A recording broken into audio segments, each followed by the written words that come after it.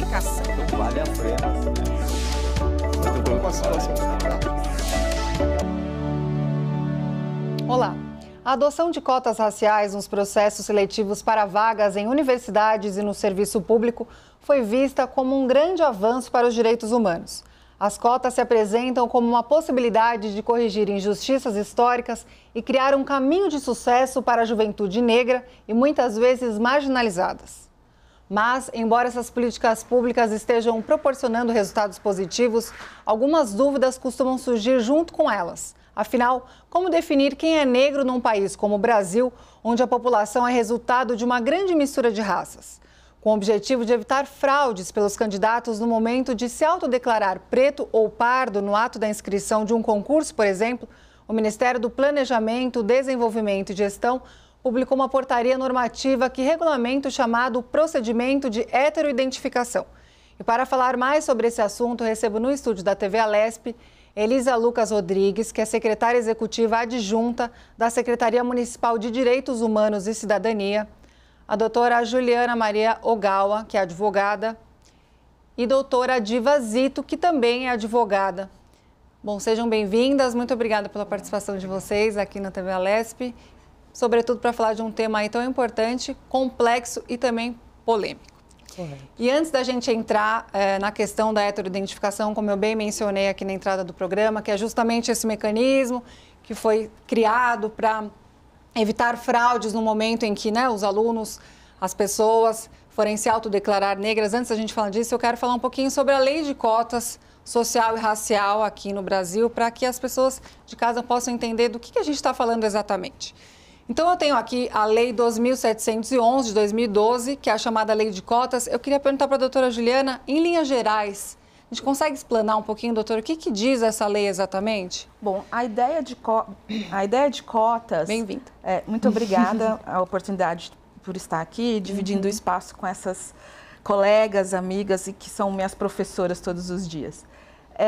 A lei de cotas é uma lei de uma política pública que visa mitigar, diminuir a diferença social no Brasil. Né? Hoje a gente sabe que os negros, pretos e pardos, como o IBGE costuma dizer, os negros ocupam, embora sejam uma maioria numérica da população, são uma minoria política porque ocupam espaços muito restritos na sociedade.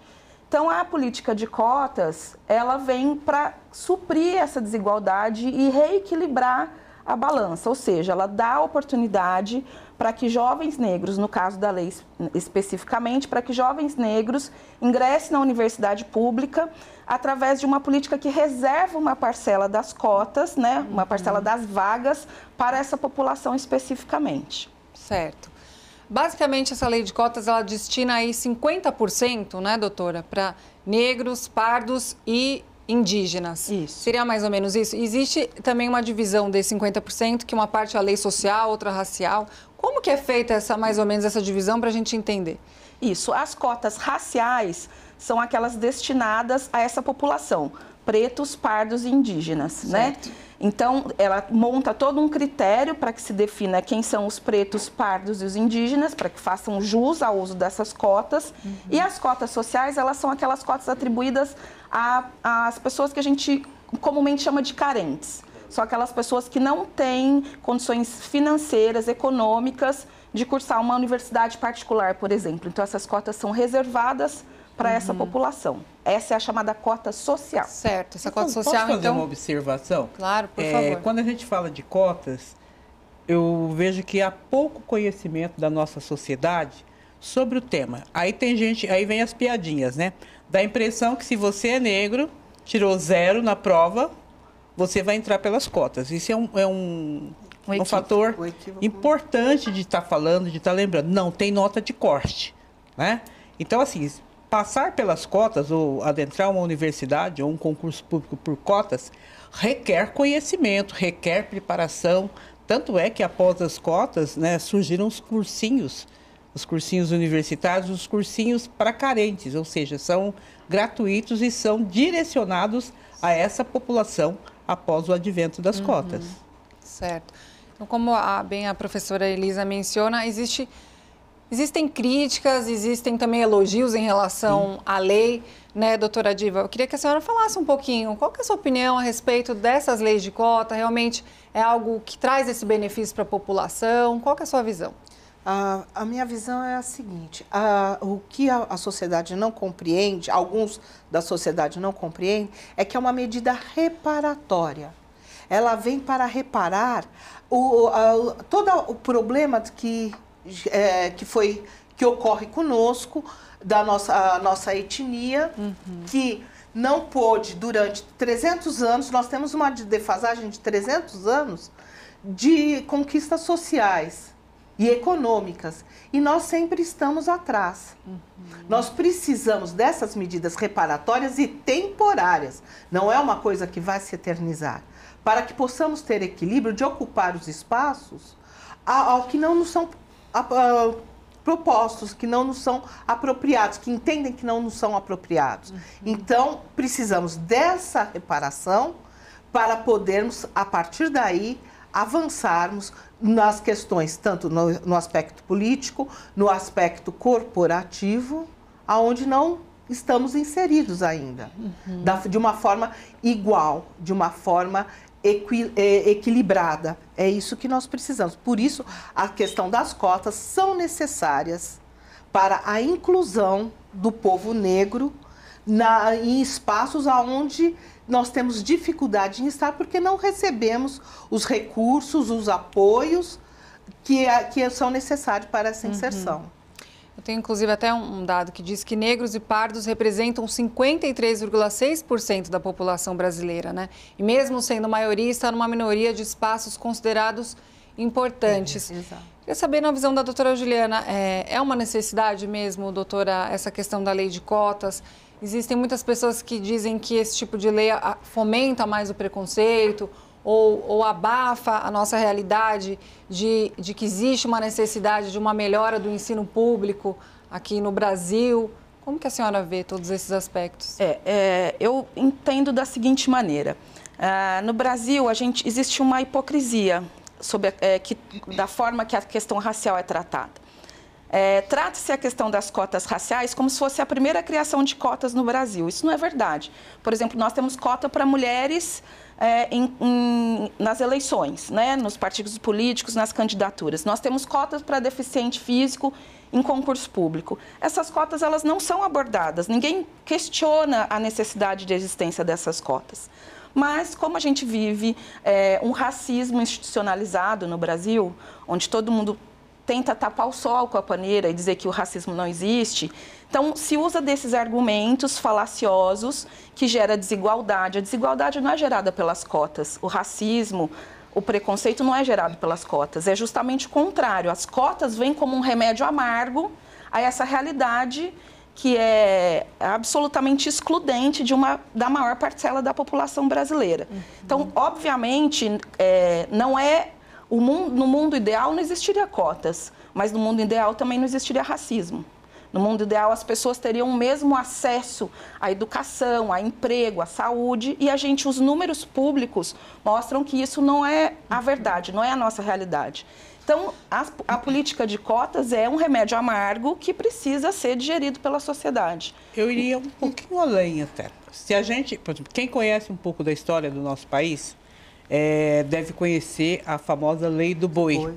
Por volta de 1979, 80, existia nas universidades públicas um percentual reservado aos filhos de agricultores, leia-se, fazendeiros. Então, isso é uma coisa recente que acabou em 1985, se não me engano.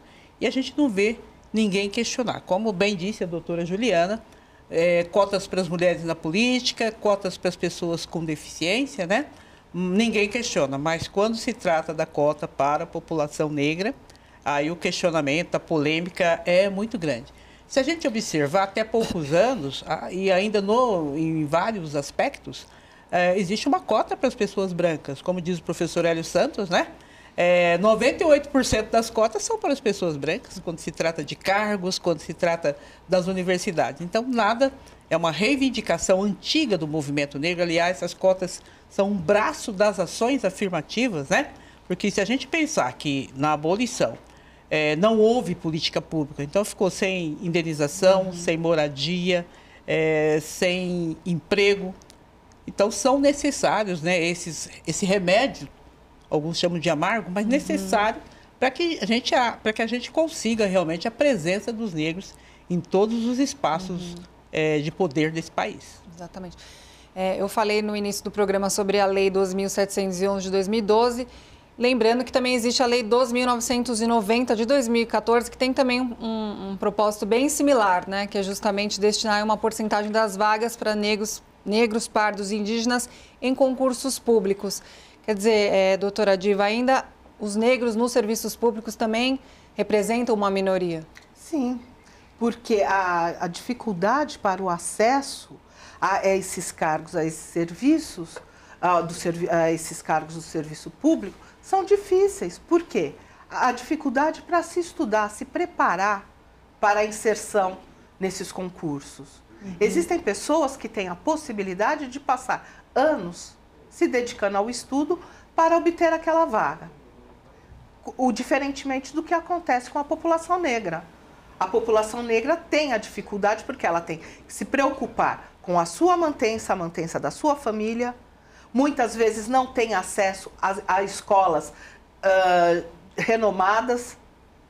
Então, fica muito difícil. O estudo público, bem sabemos, é carente. Ele é deficiente de algumas questões. E a maioria que está inserida nesses espaços é a população parda e negra. Então, a necessidade da reparação tem que atingir, tem que abranger o serviço público, sim, porque é mais uma forma dessa reparação. Mais essa forma de dar oportunidades a todos. Então, se faz necessário, sim.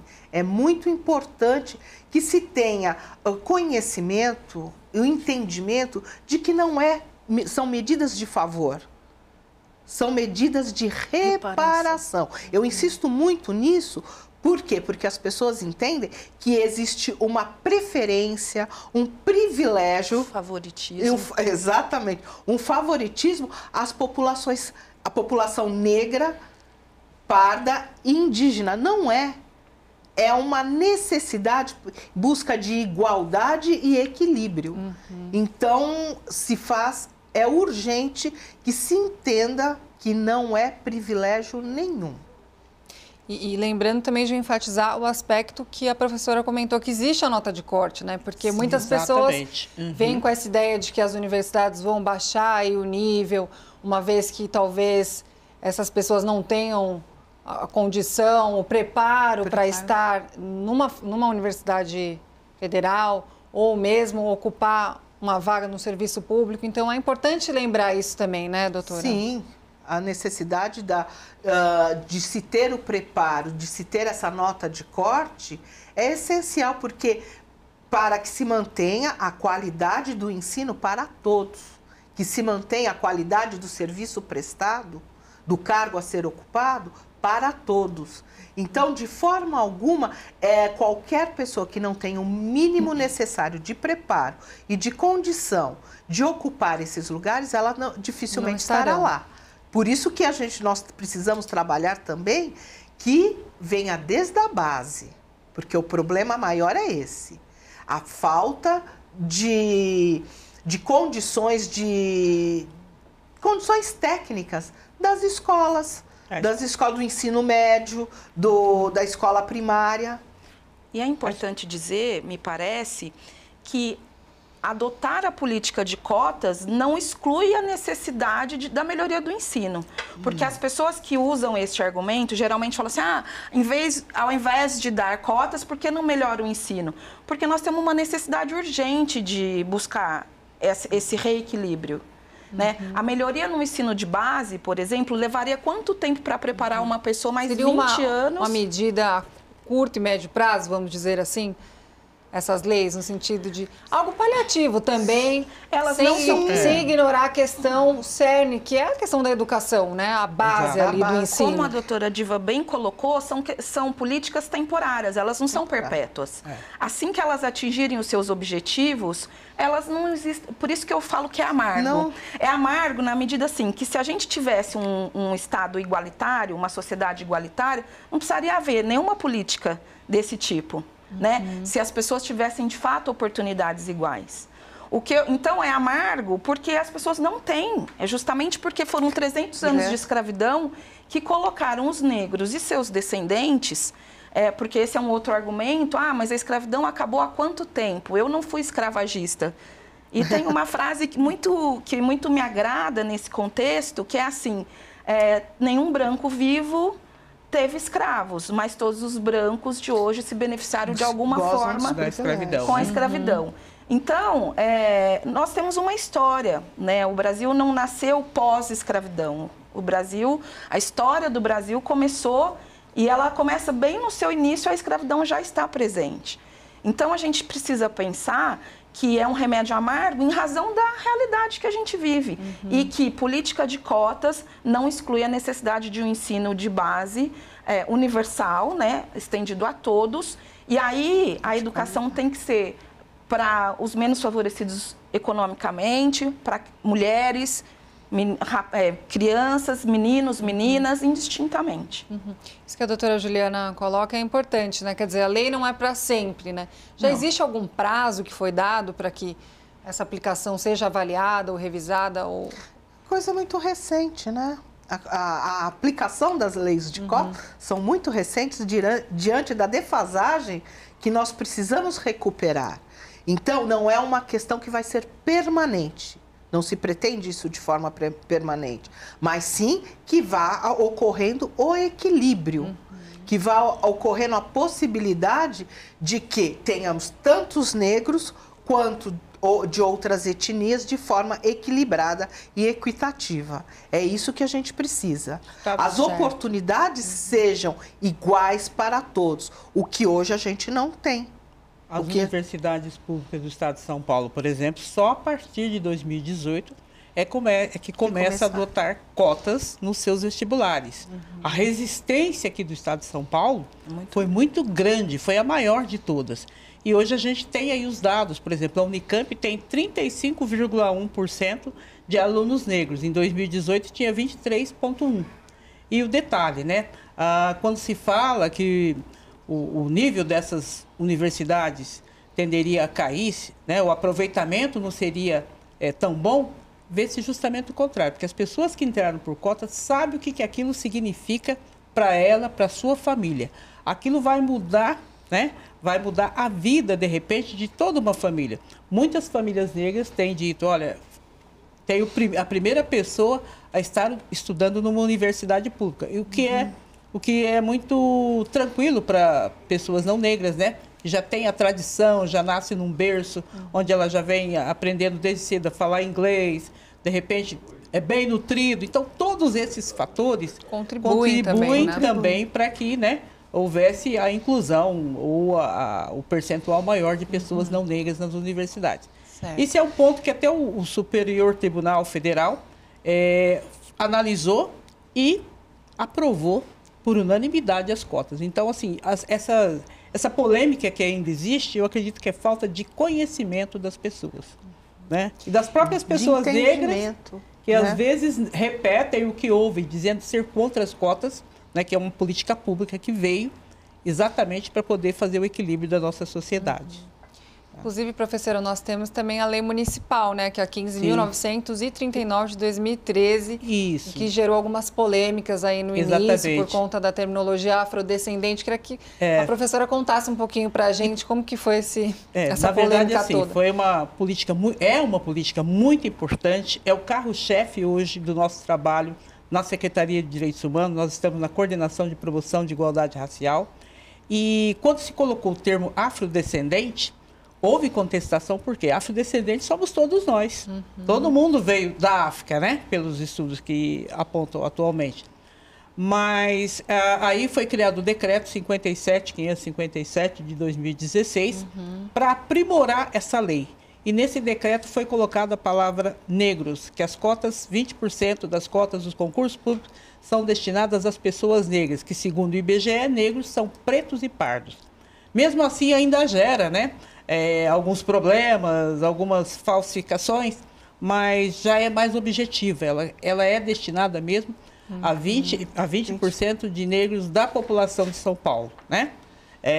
Aliás, das vagas que tem nos concursos públicos. E o interessante é entender a necessidade da gente fazer esse acompanhamento. Nós fizemos um levantamento dentro da Secretaria de Direitos Humanos, referente a toda a Prefeitura. A Prefeitura de São Paulo cumpre as cotas, né? E cumpre até mais. Se são exigidos 20% de funcionários negros, nós temos hoje 28%. Agora, tem um trabalho ainda a ser feito, porque nos cargos, né, nos melhores cargos, nos de livre provimento, ainda não há essa presença negra dentro da Prefeitura de São Paulo. Mas tem todo o empenho do nosso prefeito, do trabalho da Secretaria de Direitos Humanos, para que isso seja, né, realmente efetivo. Certo.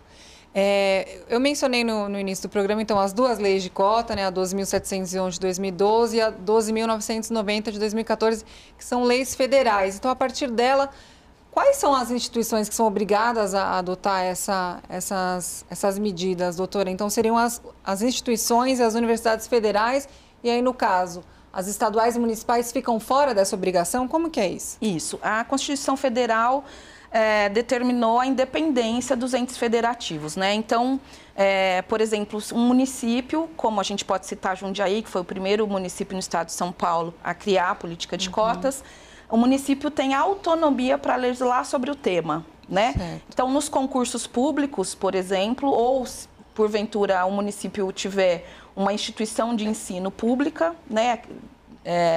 Ela pode reservar o número de vagas, né, que ele entender como correto. No estado de São Paulo, por exemplo, nós temos a questão da política pública de pontuação acrescida ou diferenciada, né, que não é cotas, não há uma reserva de vagas para negros no concurso público. É feita uma pontuação diferenciada no cálculo final do resultado de cada candidato que se declarar negro. Para se chegar a essa política, foi feito um estudo muito interessante, à época coordenado pela professora Elisa, que estava na Secretaria de Justiça do Estado, a respeito de cada carreira do serviço público estadual. Então, o que a gente percebe fazendo esse levantamento, esse raio-x das carreiras? Que nas carreiras de base, aquela que a gente chama de base, que são os salários menores, aí a gente tem merendeiras, funcionários de escolas, temos alguns cargos da polícia, da Fundação Casa, agentes da Fundação Casa, alguns soldados, policiais, isso, militares. A gente percebe que o número de negros ultrapassa a porcentagem dos 30%, por exemplo. Na medida que a gente sobe essa pirâmide, que a gente alcança os maiores cargos, aqueles que são as maiores remunerações, a gente vê proporcionalmente cair o número de negros ocupando esses espaços. Daí a importância da política de cotas. Quando a gente pega número, a gente vê como é importante a política de cota. Então, essa questão que a professora Elisa, que a doutora Diva colocaram, da informação, é muito importante. Porque as pessoas, às vezes, fazem críticas ao sistema sem compreendê-lo, né?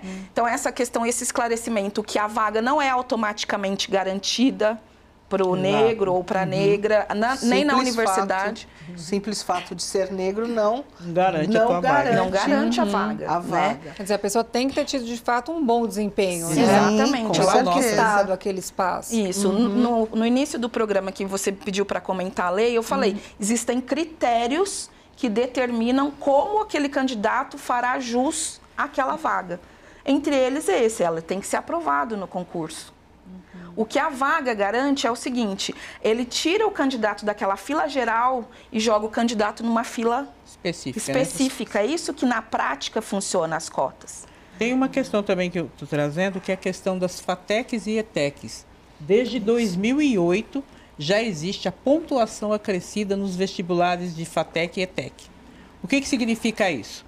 Se o aluno vem de escola pública, até independente da etnia dele, negro ou branco, ele vai ter um plus de acréscimo à sua nota após o corte.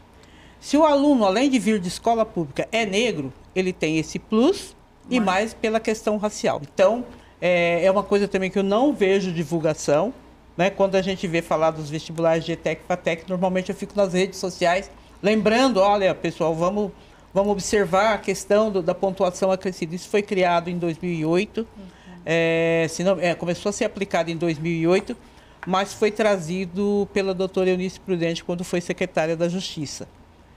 Porque, na verdade, ETEC e FATEC também não tinham uma presença considerável de negros. Então, essas ações afirmativas, todas essas leis, pontuação acrescida, diferenciada, cotas, são braços das ações afirmativas, que, aliás, tem que também estar no campo da saúde e no campo da cultura. Todas as áreas. Todas as áreas. Geração de empregos. Na geração de emprego. Acesso ao mercado de trabalho. Exatamente. Uhum. Então, a lei federal, na verdade, ela obriga que as universidades federais adotem essas leis e respeitem a questão da autonomia das estaduais e municipais. Doutora Diva, na sua opinião, deveria ser obrigado para tantos municípios, os estados também, a adotar esse tipo de lei de cotas? Como a professora mencionou, houve bastante resistência por parte das universidades aqui do estado de São Paulo em adotar essa lei. Como que a senhora vê tudo isso? Por que isso tem acontecido? Eu entendo da seguinte forma, nada, infelizmente no nosso país, nada pode ser espontâneo que venha a beneficiar as questões raciais. Não só as questões raciais, porque também as questões sociais. Só mediante uma imposição de uma lei é que as coisas começam a acontecer, a serem realizadas. O movimento negro, os movimentos sociais, eles trabalham nesse sentido, mas não são ouvidos de uma forma coerente. Vejamos o que nós estamos aqui, o que está gerando essa discussão nossa. Entendem que as questões de cotas são privilégio. Elas não são privilégios. Elas estão aí para dar oportunidade igual a todos. Então, ela é necessária. Por que não aplicá-la de uma forma espontânea? Todas as unidades federativas, elas tenham a possibilidade, apliquem dentro da sua legislação, elas reconheçam essa necessidade. Elas não fazem isso. Então, se não tem um movimento, a imposição, o movimento social e racial cobrando, exigindo, lutando isso não por esses direitos, exatamente, né? Isso não acontece de forma espontânea. Então, da minha visão, isso deveria ser obrigatório para que todos tivessem essa oportunidade, essa possibilidade. Porque é o que a gente vê. Se algum pequeno grupo de interesse, é necessário buscar os seus direitos através de gerando crises, gerando gritos, de forma... me foge, eu fico até emocionada tratando dessa questão, porque é uma coisa que não vai ser nada reconhecido. Por que não esse reconhecimento? Exatamente, porque é a luta. Não, vamos dar condições iguais a todos, porque se eu beneficio um certo grupo social, eu estou tirando de outro. Ou se eu fizer para todos, eu estou melhorando a vida de todos. Por que não ver dessa forma? E sim exigir a luta, o questionamento, o sofrimento para muitos. Porque as pessoas não veem. Hoje, os negros que estão podendo adentrar as universidades, eles estão trazendo toda uma família, como a própria professora Elisa já colocou, eles estão trazendo os jovens, sabe, as crianças, elas começam a ter um referencial que vai fazer com que elas se estimulem e procurem cada vez mais progredir para obter um reconhecimento social. É esse que é o problema que a gente enfrenta. Por isso que eu acho necessário que seja de forma contundente aplicada Aliás, assim, a questão do Brasil é muito interessante, né? A forma como ele trata a população negra. Até pouco tempo, você ligava a televisão, você via um país, não era um país, né? Não era o nosso país, Brasil, era uma Europa, porque todas as apresentadoras e apresentadores eram brancos, preferencialmente de olhos verdes ou azuis, né? Quem atrizes, tem filhos, né? Os atores. Exatamente. E assim, começa, né, agora a aparecer, e eu acho interessante que a cada vez, por exemplo, que a Maju vai aparecer num programa determinado, como foi o Fantástico, fica uma celebração. Isso tinha que ser uma coisa que fosse natural. Né? Afinal de contas, se nós somos 54%, por que não na mídia? Está nos representados, né? ali. A própria Exatamente. história do Brasil, quando a gente fala da Lei 10.639, ela também tem uma cota, porque ela traz as referências. Ninguém nunca ouviu falar, por exemplo, que o Brasil teve um presidente negro, foi Nilo Peçanha. E aí... Meninas, né? tá muito interessante, eu vou precisar chamar um intervalo, a gente vai falar daqui a pouquinho mais sobre isso. O programa em discussão vai para um rápido intervalo, não saia daí, a gente volta já já.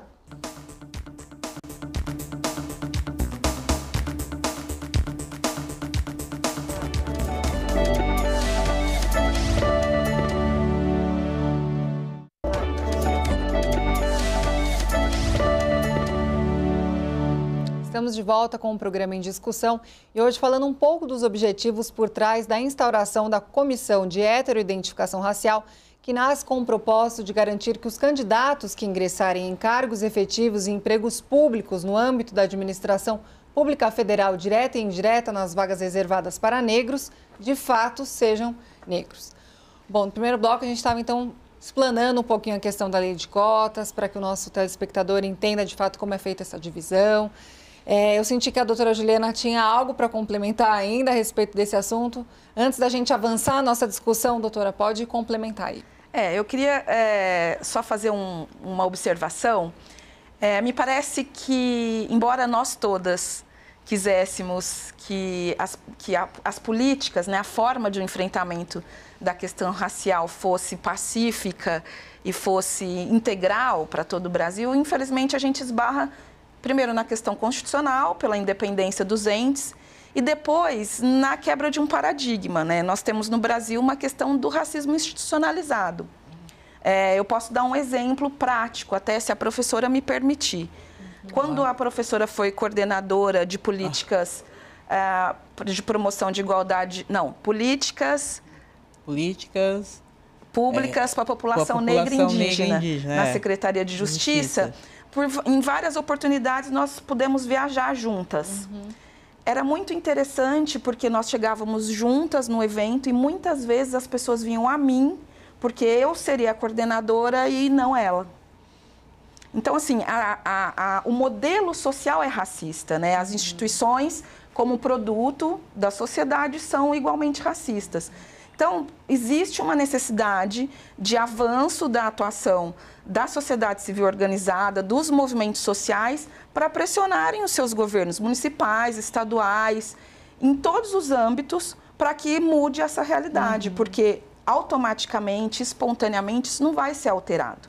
Porque ela está enraizada na nossa educação, na nossa cultura, no nosso modo de vida. Né? Acho que isso já é um aspecto até forjado desde das nossas aulas de história no colégio, exatamente, né? Onde o negro é muito mais colocado numa posição de escravo do que realmente evidenciar as contribuições que foram imensas, né, da cultura negra aqui no Brasil e para outros países também, né? Citar referências por exemplo, você saber que pessoas que foram importantes da Academia de Letras brasileira, né, Machado de Assis, era um homem negro. Muitas pessoas não sabem desse detalhe. Até o apresentam como branco. Como branco e precisa de muito fotos, trabalho, né? Nos desenhos, nas caricaturas. Do movimento negro, né? Por exemplo, em 2009 foi feito um trabalho, foi uma parceria, eu estava ainda na presidência do Conselho Estadual da Comunidade Negra e com a Secretaria de Cultura, através do conselheiro Leandro, foram expostos vários banners na cidade de São Paulo com referências negras. Então, Machado de Assis estava, Carolina de Jesus, que até hoje ainda é pouco reconhecida, estava Chiquinha Gonzaga, que foi retratada aí pela televisão, a história dela como mulher branca, que na verdade ela era parda, né? Nilo Peçanha, o primeiro presidente negro do Brasil. Enfim, várias personalidades, porque se você verificar ainda os livros didáticos hoje já estão melhorando, mas trazia sempre a figura do negro como subalterno, servindo, né? Como escravo, como né? escravo. Nessa posição. Exatamente. Que aponta para uma inferioridade. Exatamente. Né? Do que realmente as contribuições da cultura mesmo, não só então, para o Brasil, como para outros países. Há uma dificuldade de enxergar um negro em outro espaço. Ele não precisa estar só na coordenadoria de igualdade racial ou de políticas públicas para a população negra e indígena. Ele pode estar como secretário, pode estar como médico, como chefe de gabinete, etc, etc. Então, ainda é estranho, né? Ainda há um estranhamento na presença do negro em espaços de poder, principalmente. Em evidência, ele como uma figura de alguém que conquistou algo, que chegou em algum lugar. Alguém que tem o mesmo valor, né? Que o outro, né? Eu queria entrar agora numa questão bastante polêmica. A gente está falando de cotas raciais, né, destinadas a pretos, pardos, também indígenas. E como eu bem falei na abertura do programa, a população brasileira ela é resultado de uma grande mistura aí de raças, né? Eu queria que a gente falasse um pouquinho como definir isso. Então, quem é preto, quem é pardo, como é feita essa divisão, inclusive nos concursos e nas vagas a partir da lei de cotas, os candidatos precisam se autodeclarar. Existe essa autodeclaração. Como que ele comprova isso? Existe algum documento? Eu queria que a gente entrasse um pouquinho nessa discussão. Bom, não sei quem quer começar falando. Eu vou pedir para as amigas, né, elas complementam. Tá. Na verdade, assim, há uma grande discussão porque o Brasil é um país de pardos. Há uma miscigenação intensa, exceto nos estados do Sul, é que você vai encontrar uma pessoa que possa dizer que ela tem, né, que ela é puramente branca. Nos demais espaços, nos demais estados, a mistura foi grande. Porém, quando você pensa nas cotas, ela é destinada a pessoas que não têm oportunidade, ou seja, pessoas negras. É aquela pessoa que normalmente não teve um berço econômico que permitisse que ele estudasse, que ele tivesse suprida todas as necessidades. É aquela pessoa que quando entra num shopping é seguido pelo segurança, né? Ou seja, são as pessoas que têm que apresentar fenotipia né, negra. Então, nos concursos, você assina uma declaração, você vai dizer qual é a sua cor. Né? Você assina uma autodeclaração. Mas, mesmo assim, a gente vê pessoas que burlam essa declaração e a pessoa é branca ou não tem a fenotipia negra e vai se declarar como preta, a ponto de fazer bronzeamento, de encaracolar o cabelo, de colocar dread, enfim, uma série... Incorporar aí um personagem. Incorporar um personagem. Nós já vimos, Diva estava presente, não lembro se Juliana estava, a menina chega, você percebe que está bronzeada, aqui a raiz do cabelo lisinha, mas aí ela fez aquela trancinha miudinha, miudinha, e o tempo todo, aí a pessoa encena, chora, faz toda uma parafernália, esconde as mãos, denuncia bem ali. Então, toda coberta, fechada, toda coberta. Né? Bota, calça comprida, aí a mão base que você percebe pelo a diferença da tonalidade da pele, o cabelo, como a professora falou, mas a mão não consegue. Não então, consegue. Você começa a detectar. Porque são aquelas pessoas, a autodeclaração, elas tentam burlar, porque o reconhecimento pela fenotipia, ele se faz necessário, por quê?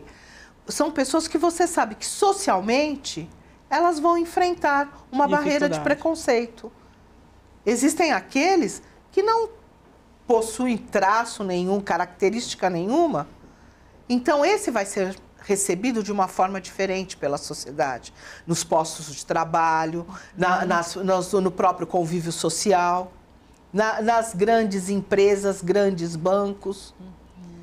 Essas pessoas vão ter muito, por elas não trazerem na sua aparência as características negroides, elas vão ter uma recepção de uma forma bem mais tranquila, uma aceitação, né? O Brasil é cruel nesse aspecto, porque a discriminação é de acordo com o tom de pele. Então, isso é uma coisa que existe, é real, né? Então, quanto mais clarinha a pessoa for, mais ela é aceita. Já passou pelas nossas mãos casos de shopping que, após a menina fazer todos os testes, conhecer, né? Por exemplo, era uma joalheria de joias, passar pelo RH, A hora que ela chega no shopping, a gerente diz: você não é o perfil para as minhas clientes. E olha que ela era clarinha, muito bonita, por sinal.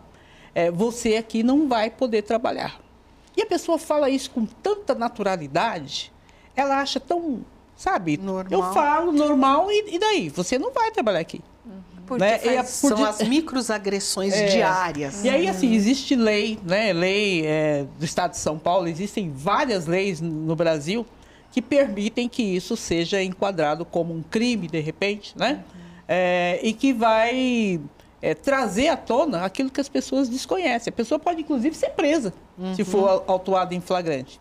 Mas aí as pessoas se sentem muito à vontade para burlar, no caso dos concursos públicos e também dos vestibulares, se sente muito à vontade para se caracterizar como negra. A gente vai falar mais sobre isso. Eu queria só fazer uma pergunta antes. Como que o IBGE ele define esse quesito cor, doutora? Também é por autodeclaração, Tá. né? E o IBGE abarca no termo negro, pretos e pardos. Certo. Né? É assim que o IBGE trata a questão racial, mas também é por autodeclaração. Isso é uma coisa interessante porque, assim, às vezes o candidato do concurso público, ele traz o documento dele de nascido vivo, né, a certidão de nascimento, e lá Certo. consta como pardo. Certo. Mas é muito interessante porque esse documento, a gente não entende que ele seja válido como para ser uma comprovação de que ele de fato é pardo, entendeu? Quer dizer, é só um documento ali que está escrito, mas na verdade o que vai ser levado em consideração é o fenótipo da pessoa, Exatamente. realmente o que ela aparenta ali. Até porque, a cor assim, dela. na história do Brasil, a gente passou por uma outra política pública contrária, que é a política pública do branqueamento. Foi incentivado. Quando nós tivemos as levas de imigração de italianos no Brasil, a ideia, entre outras, era o branqueamento da população. Então, isso também vai somando a nossa história e, portanto, quanto mais clara a pessoa for, menos preconceito ela sofre. E é uma coisa que eu acho que é importante a gente destacar, que no Brasil a fenotipia é, sim, o critério de distinção e de promoção dessa desigualdade. Não é o econômico, porque muita gente fala assim, se for negro, mas se for rico, não passa por discriminação, por preconceito, pode trazer inúmeros por racismo. exemplos, né? Que não é verdade. Não é verdade. Exatamente. Então, a questão é a fenotipia. Por isso que os concursos públicos adotaram esse critério, porque é o critério exatamente que causa estranheza e que faz com aquele candidato, aquele cidadão, aquela cidadã, seja excluído do mercado de trabalho, das oportunidades e tudo mais. Certo.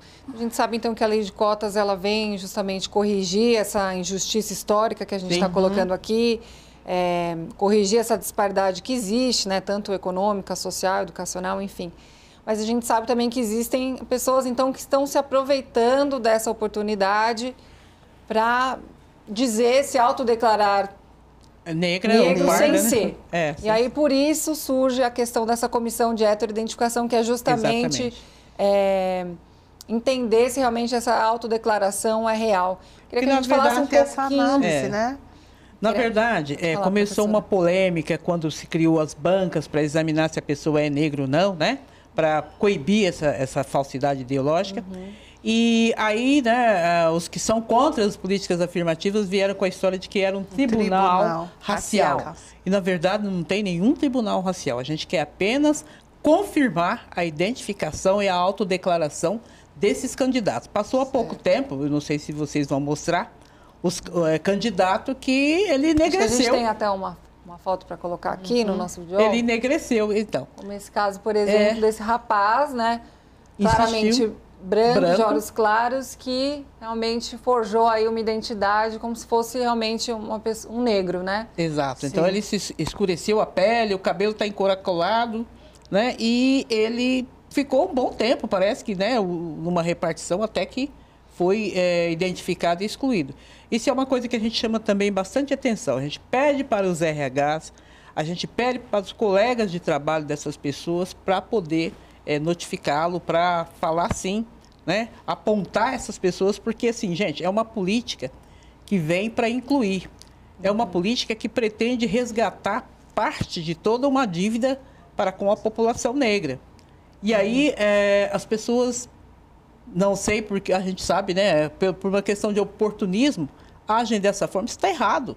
Isso tem que ser coibido, né? Então, a importância dessa heteroidentificação, que foi normatizada, né, pela Portaria 04 de 2018, e que cria essa comissão. E a gente já viu alguns absurdos, já vi comissão que estava usando até a teoria lombrosiana, medindo o crânio para poder identificar quem é negro. Mas é normal, é o desconhecimento. O assunto é novo, é polêmico. A nossa Secretaria de Direitos Humanos, inclusive, já fizemos um treinamento, um curso, né, sobre heteroidentificação. Vamos fazer mais um, incluindo, a intenção é que os RHs participem. Porque não pode ser uma política só da nossa coordenação de igualdade racial. Ela tem que ser assimilada pela sociedade, principalmente no poder público. Eu acho que vale a gente destacar que essas comissões, elas são mistas em todos os aspectos. Elas são compostas por homens, mulheres, brancos, negros, porque a ideia é olhar aquele candidato como a sociedade o olharia. Né? Se o olhar da sociedade faz com que ele seja excluído, a ideia é que o olhar da sociedade também o inclua como merecedor ou como alguém que faça jus, acho que é até melhor, àquela cota via essa ação afirmativa. Certo. Doutora Diva, então são casos como esse que a gente acabou de mostrar que realmente fazem necessário a instalação desse tipo de comissão? Como que a senhora vê tudo isso? Se faz necessário porque... participando e tendo notícia até, essas são algumas que chegam ao conhecimento público, porque são muitas. Utilizaram dessas autodeclarações para ingresso nas universidades federais, ocuparam esse espaço durante um bom tempo, em lugar de uma pessoa que fazia jus, que possuía, que preenchia os requisitos exigidos, e estavam ali se beneficiando, tirando proveito, mais uma vez, de uma medida reparatória destinada à população negra. Mais essa vez, vem fazendo a utilização disso. Então, se faz necessário essas bancas de heteroidentificação para que a gente possa ter o conhecimento, o contato com o candidato, se realmente ele está apto a preencher aquela vaga através da política de cotas. Porque não adianta a pessoa dizer que o avô é negro, que o pai é negro, que o bisavô era negro, para poder se utilizar das cotas. Porque esse é o entendimento de muitos que se autodeclaram negros. Eles jamais, em situação diversa, eles iriam se autodeclarar enquanto negros. Mas, para ter um benefício, para gozar de uma oportunidade que vem para diminuir o impacto racial que o racismo traz à sociedade, eles vêm se utilizar. Então, essa apresentação, essa verificação presencial, ela é sim necessária para coibir as fraudes, porque é o que a gente... poucas vêm a público, mas a gente tem conhecimento de muitas. A Unesp, numa tacada, eliminou 47 pessoas que já estavam cursando a universidade, ao identificar essa fraude. Então, assim, é uma coisa muito séria. E a responsabilidade dessa banca de aferição de cotas é extremamente importante, porque também está definindo a vida da pessoa ali. Exato. Né? Ou seja, no concurso público ou na universidade, quer dizer, é a oportunidade de vida. Então, tem que ser uma coisa muito bem preparada, a comissão tem uma responsabilidade muito grande, e é isso que a gente vem buscando nesses treinamentos, nesses cursos de heteroidentificação que a gente está proporcionando. Doutora, me fala uma coisa, no caso da pessoa que foi descoberta, digamos assim, isso é considerado um crime? Que tipo de penalidade é imposta para essa pessoa? Como que é imediatamente isso? A exclusão, a questão do processo administrativo com a exclusão desse já servidor público, né, se for o caso de quem já tomou posse, como esse que a professora estava contando, ou desse aluno. Se ainda for no processo seletivo, a exclusão dele do processo seletivo e pode sim ser encaminhado para as medidas judiciais, criminais, sobretudo, cabíveis. É um crime de falso, né? Sim. Porque ele prestou declaração falsa em um documento público. Quer dizer, então essa pessoa é excluída e ela não pode São cursar, duas naturezas. A administrativa, que ela perde o direito da vaga ou perde a vaga, né? Dependendo no momento que for feito. Por exemplo, nessa questão, nesse momento das bancas, então é uma situação anterior à posse, né? Ou à matrícula dele no curso superior. Então, ele está excluído do processo seletivo, tanto na universidade quanto no serviço público. Agora, quanto à questão criminal, como ele inseriu declaração falsa em documento público, ele está sujeito, a pessoa está sujeita às penas da lei. Eu acho que também vale a pena a gente pensar que é o seguinte, em políticas públicas de promoção de igualdade racial, porque existe política pública para N assuntos de promoção de igualdade racial no Brasil, elas são muito recentes. E a gente, como a professora deu o exemplo dessa crítica dos tribunais raciais, a gente ainda caminha no sentido de aprimoramento dessas políticas. Certo. Por exemplo, no Brasil a gente adota esse critério fenotípico.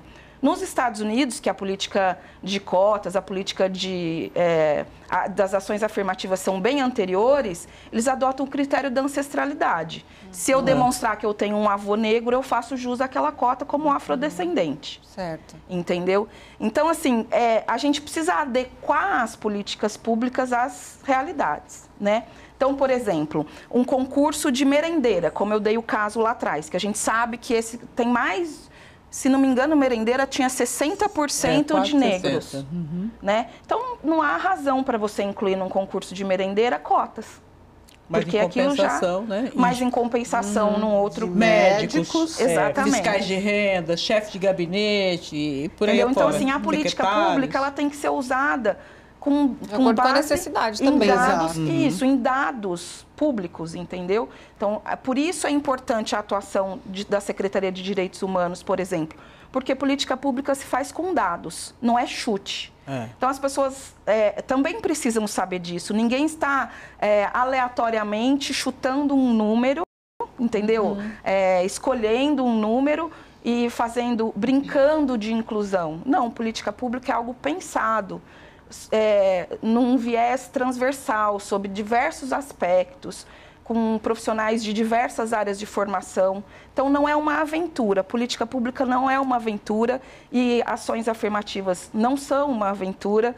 E a heterodeclaração, a heteroidentificação se faz necessário hoje em razão dessa realidade que a gente tem no Brasil, né? É um país miscigenado. E é interessante também a gente pensar que, assim, como a doutora Diva falou, se você perguntar, ninguém quer ser negro. Salvo se for para se beneficiar de alguma coisa. Na hora de entrar na cota, surgem muitos candidatos. Não, o próprio censo, né? Por exemplo, eu sou da época que, quando se fazia o censo, você via lá, quantos por cento de negro tem no Brasil? 4. Né? Não passava disso. E, de repente... Por que há? É porque as pessoas sentiram, né, que há benefícios também em ser negro através dessas ações afirmativas. Caso contrário, o que significa negro no Brasil? Significa, às vezes, exclusão, páginas policiais que evidenciam tanto, né, essa questão. E tem aí os programas sensacionalistas que faz questão de mostrar isso, né? Associação a coisas ruins. Né? Até o próprio poder público, recentemente saiu uma divulgação de um número para denúncia, aonde a pessoa que estava atrás de um poste era uma sombra, era mais negra, então com boné. O trajar... Já é o estereótipo. Exatamente. Do negro, o trajar da juventude negra, ele estava como aquela pessoa... Associado a um comportamento que não... um comportamento criminoso. Antissocial, Exatamente. Então, é isso que a gente... são esse tipo de tratamento e de comportamento com o qual se olha, se vê a população negra... Que essas políticas de cotas, elas tentam vir reparar, vir fazer, mostrar a diferença. Estamos inseridos em todos os espaços, temos capacidade e competência de estarmos inseridos nesses espaços, o que nos falta são oportunidades. E aí, falando em oportunidade, foi muito interessante no concurso de procurador para a Prefeitura de São Paulo, eu ainda não estava na secretaria, mas quando 24 procuradores negros tomaram posse. Isso é histórico, isso não existe. Exato. Há pouco tempo nós tivemos um concurso de engenheiros, né? E havia assim, um número bem grande de inscritos pelas cotas como engenheiros. É essa realidade que a gente quer para a nossa cidade, principalmente aqui em São Paulo, né? Que eu costumo dizer, achava que era um estado, mas isso aqui é um continente, né? E que acolhe todo mundo. Então, a riqueza nossa é toda essa pluralidade, né? Pluralidade de pessoas diferentes, de países diferentes, de línguas diferentes. E por que não aproveitar esse talento? Tem muito talento que vem sendo revelado, né? E aí, quando se fala de população negra, não é pensar que esse talento é só no futebol, no samba, que também são importantes, né? Tem como é que fala? Um peso para a nossa população, mas em outras áreas também. Por que não engenheiros? Por que não os nossos procuradores? Por que não médicos? Né? Por que não delegados? Eu sei que vai haver agora um concurso grande, porque tem muito delegado aposentado. Vamos ver os nossos delegados negros, por que não? Com tanta gente estudando e se formando. Eu tenho mais 2 minutinhos para encerrar o programa, eu queria só fazer mais 2 perguntinhas. Em relação a essa comissão, né, de heteroidentificação, muito se falou também de questão de falhas na aferição, como um caso, por exemplo, de gêmeos que univitelinos, que um foi considerado preto e o outro não. Queria saber se isso realmente, essa polêmica em cima disso, se isso tem acontecido e se no caso do candidato não concordar com o que a comissão definiu ali, se ele pode recorrer. Acontecer, acontece, até porque é um processo novo, né? Agora, e pode recorrer. Nós temos visto na prefeitura muito, assim, mínimo de casos que a pessoa recorre. É um direito dela, né? E aí as nossas advogadas podem falar melhor. Não, vão até ao judiciário. Conseguem, através de um mandado de segurança, que sejam reavaliadas. E a gente acaba, muitas das vezes, constatando que aquela pessoa não faz jus. Mas ela insiste, ela entende que ela preenche os requisitos exigidos e, na realidade, não. Ela não traz, na sua forma, que a gente possa identificar que ela é uma pessoa que tem fenotipia negra. Então... Imagina, o problema da miscigenação é isso. A pessoa, às vezes, tem a pele clara, não tem a fenotipia negra, mas ela passou pelo racismo. Né? Então, às vezes, o que é muito comum na banca, a gente encontrar isso. A pessoa fala, mas eu sofri racismo. Esse tipo de argumento, né? E assim, às vezes, é uma questão... só que a banca é uma questão objetiva, né? Embora a gente reconheça a questão do pardo, da dificuldade que o pardo enfrenta, porque, afinal de contas, no Brasil, a gente tem pessoas que são absolutamente claras com pais negros, né? Um dos pais negros. Isso é verdade, aquela pessoa sofreu racismo, a família dela vive mergulhada nessa exclusão, só que o critério da aferição é o fenotípico, e ela é branca, então ela não faz jus. Agora, quanto à questão dos gêmeos, que você colocou, a gente tem que lembrar que a cota é formada por... A banca, perdão, é formada por pessoas. E as análises são subjetivas, né? Então, pode haver essa... Pode haver essa diferença na percepção das pessoas. O que não impede desse candidato de ingressar com o recurso que a lei prevê, recorrer e procurar o direito que ele entende como dele líquido e certo. Tá certo. Meninas, muito obrigada pela presença de vocês aqui. Foi muito importante a contribuição de cada uma aqui de vocês, viu? Muito obrigada. Importante é esse espaço, né, que deixa a gente trazer as nossas Sejam questões. muito bem-vindas e vou esperá-las para um novo programa aqui na TV Alesp. Tá bom. O programa em discussão fica por aqui. Muito obrigada pela sua importante audiência e até o próximo programa.